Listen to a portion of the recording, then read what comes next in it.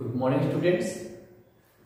आज हम लोग संस्कृत व्याकरण में धातु रूपाणि यानी जो धातु रूप होते हैं जिसे हम लोग क्रिया कहते हैं, इसके बारे में अध्ययन करेंगे। तो आइए जानते हैं कि संस्कृत में हम लोग क्रिया का प्रयोग किस प्रकार से करते हैं। तो जैसा कि लोग जानते हैं कि जब हम लोग संस्कृत में अनुवाद करते हैं तो इस चीज का ध्यान देना होता है कि जिस वचन का कर्ता होगा उसी वचन की क्रिया का भी हम लोग प्रयोग करेंगे। ठीक, और जैसा कि आप लोगों ने इंग्लिश में पढ़ा होगा फर्स्ट पर्सन, सेकेंड पर्सन और थर्ड पर्सन, ठीक उसी प्रकार से संस्कृत में भी प्रथम पुरुष, मध्यम पुरुष और उत्तम पुरुष होता है। ठीक, अब प्रथम पुरुष में कौन से शब्द आते हैं, मध्यम पुरुष में कौन कौन सी क्रिया आएगी या उत्तम पुरुष में कौन सी क्रिया आएगी, आइए इसको हम लोग समझते हैं। ठीक है, जैसे कि हम बात करते हैं कि सबसे पहले अगर हम बात करें तो प्रथम पुरुष में कौन आएंगे, सह, तौ, ते। ठीक, सह, तौ, ते। सह मतलब होता है वह, तौ मतलब वे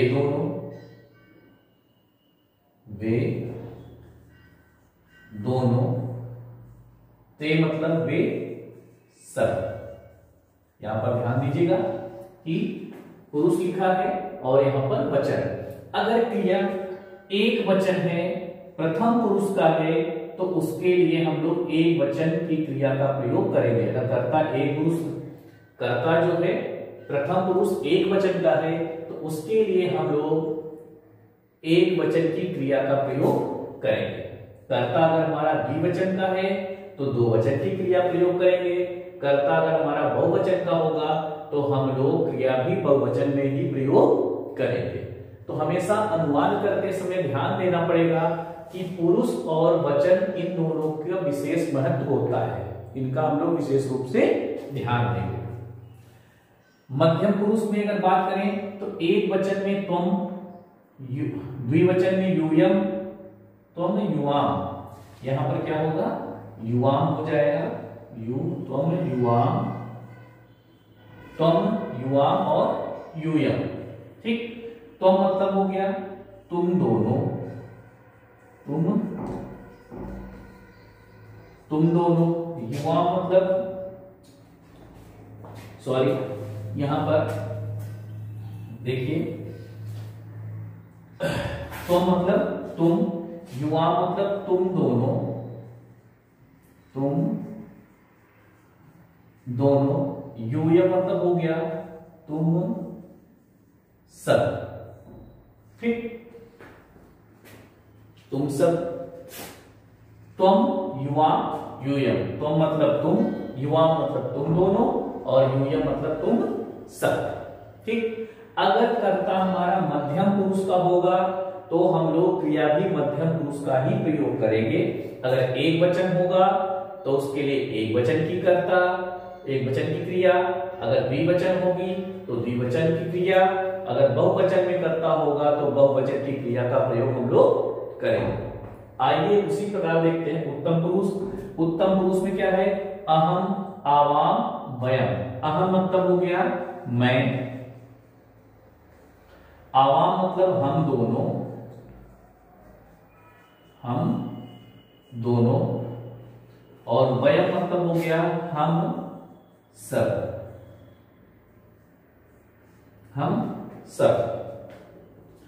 अब हम लोगों को हमेशा यही ध्यान में रखना होगा कि कर्ता जिस रूप वचन का होगा उसी रूप और वचन की क्रिया भी होगी। अब यहां पर ध्यान देना होगा कि कौन से पुरुष में क्या आता है, इसको हम लोग अच्छी तरह समझते हैं। जैसे हम बात करें उत्तम पुरुष की, मैं, उत्तम पुरुष में मैं, अपने आप को बोलो कि मैं उत्तम। ठीक, मैं उत्तम, अपने आप को सबसे उत्तम मानो, मैं उत्तम। तो मैं, हम सब, ये तीनों एक ही होते हैं, एक वचन, द्विवचन और बहुवचन। तो मैं उत्तम। अब मान लीजिए सामने कोई और है, तुम हो, सामने तुम भी खड़े हो, तो तुम, पहले मैं तो उत्तम हो गया, तुम मध्यम, चलो ठीक है, मैं उत्तम हूं, लेकिन उसके बाद तुम्हारा नंबर आता तो मध्यम हो गया, ठीक, तुम उत्तम। और इसके बाद क्या है, वह, प्रथम पुरुष को हम लोग अन्य पुरुष भी कहते हैं। वह जो है वह अन्य लोग हैं, अन्य है जो कि यहाँ पे मौजूद नहीं है, वह अन्य पुरुष या प्रथम पुरुष। इस प्रकार से हम लोग इसको निर्धारित कर सकते हैं। आइए एक बार फिर से समझते हैं, ठीक है। धातु रूपाण, धातु रूप कैसे होते हैं, धातु रूपाण यानी क्रिया, पुरुष और इसके बाद तीनों वचन, एक वचन, द्विवचन और बहुवचन। तो प्रथम पुरुष में सह तौ ते, मध्यम पुरुष में त्वम युवाम यूयम और उत्तम पुरुष में अहम आवाम वयम का हम लोग प्रयोग करते हैं, ठीक। इसी प्रकार से इसका रूप चलता है। अगर जैसे कहा जाए सह की जगह अगर आता है, ठीक, वह पढ़ता है, तो वह अगर आएगा तो हमको ध्यान में रखना पड़ेगा कि वहां पर प्रथम पुरुष एक वचन का प्रयोग होगा, तो वह पढ़ता है यानी सह पठत, ठीक, वह पढ़ता है तो सह पठत, ठीक। इसी प्रकार से यहां पर क्रिया सभी चलेगी। तो अब हम जानते हैं क्रिया के बारे में। अभी तक आपने देखा कि जब हम लोग कर्ता का प्रयोग करेंगे तो किस पुरुष में कौन सा कर्ता होगा, इसको आप लोगों ने पढ़ा, जिसमें हम लोगों ने देखा था सह तौ ते अगर आता है तो प्रथम पुरुष, त्वम युवाम युवम आता है तो मध्यम पुरुष, अहम आवाम वयम आता है तो उसे हम उत्तम पुरुष कहते हैं। आइए अब हम लोग उसी के द्वारा हम लोग क्रिया की चर्चा करते हैं। उसी की तरह यहां पर देखिए, जैसे ये पठ धातु का है, ठीक है, पठति, तो धातु क्या है, पठ, पठ जिसका मतलब होता है पढ़ना, ठीक है। तो पठ यानी पढ़ना। अब जो रूप होगा, अगर हमने देखा कि अगर जैसे कि हम लोग प्रथम पुरुष एक वचन का अगर कर्ता होगा तो पढ़ने के लिए हम लोग उसकी जो क्रिया प्रयोग करेंगे वह होगा पठति। जैसे वह पढ़ता है तो आपने देखा था प्रथम पुरुष में एक वचन में सह आता था, ठीक, तो सह एक वचन का कर्ता प्रथम पुरुष था, तो क्रिया यहाँ पर हम लोग पठति का प्रयोग करेंगे। द्विवचन होगा तो पठता, और बहुवचन होगा तो पठन्ति, पठति पठता पठन्ति। उसी प्रकार से मध्यम पुरुष जिसमें आता था त्वम युवाम यूयम, तो उसी प्रकार से जो क्रिया होगी पठसि, पठतः और पठत, ठीक। अगर कर्ता में अहम आवाम वयम होगा तो उसके लिए हम लोग पठामी, पठावह और पठामह का प्रयोग करेंगे। तो हमेशा पुरुष और वचन का हम लोग ध्यान देंगे, ठीक है। तो धातु रूपाण पठ धातु का रूप है, पठ का मतलब होता है पढ़ना, इसका जो रूप चलता है वह चलता है पठति पठता पठन्ति, पठसि पठता पठत, पठामी पठावह पठामः।